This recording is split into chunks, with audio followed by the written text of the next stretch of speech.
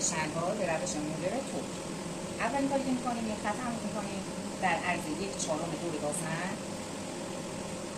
و به طول قد شلوار.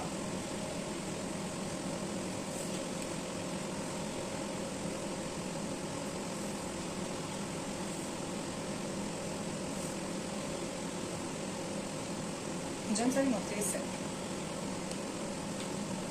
از نقطه صفر به اندازه 1/4 دور بازن پایین میاییم. خط فاقم ایجاد میشه. از خط نقطه صفر تا خط فاق و اندازه گرفتیم. اندازه میگه 1/3 میکنیم. از فاق بالا میریم.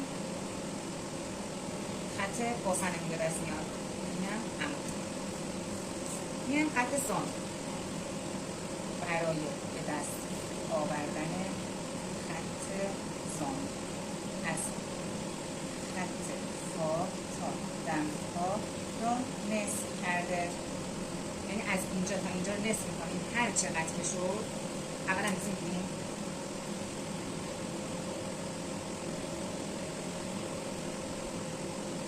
48 تقسیم بر 2 میشه 24. به اضافه 1/10 48 میکنیم. 4 و 8 میشه 28 و 8. از دمپا بالا میریم. اینم عمود میکنیم. میشه خط زمین، خط فاق، خط باسن. از خط باسن به اندازه 1/20 دور باسن میرم بیرون. 1/20 دور باسن چقدر میشه؟ میشه 5/2. اینجا من بیرون میرم و علامت میزنم. بعد میام از اینجا تا اینجا رو اندازه میگیرم. تقسیم بر 2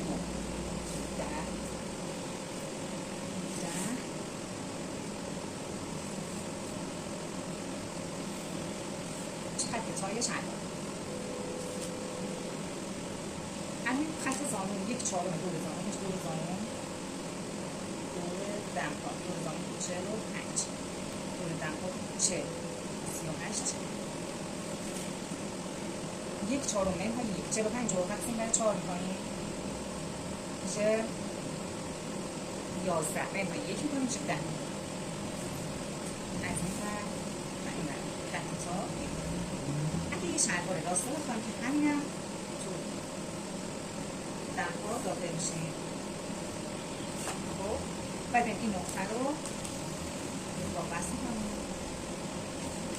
از خط باسن 3 سانتی میریم بالا، 3 سانتی میان پایین و اینجا رو به این بست میکنیم. میایم تو خط کمر 1 سانت داخل میشیم به اندازه 1/4 دور کمر به اضافه 3 سانتی. اگه پنس داشته باشه که من نمیخوام چون پنس داشته باشه، اما قد خود کمر رو داخل میشه. 1 سانتی میرم بالا، اینجا 1 سانتی میام پایین و این رو به این بست.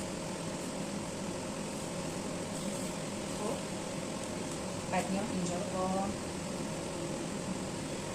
خندگی بونم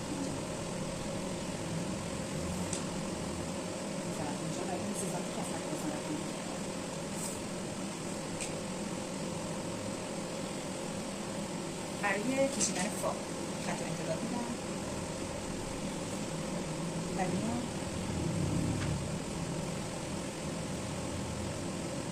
شتاب جلو و این به این 1 سانته اینجا رو میکنم. این میشه اروپی جوری شلوار به روش مدل ترک. اینجا این چیزی ها رو میکنم.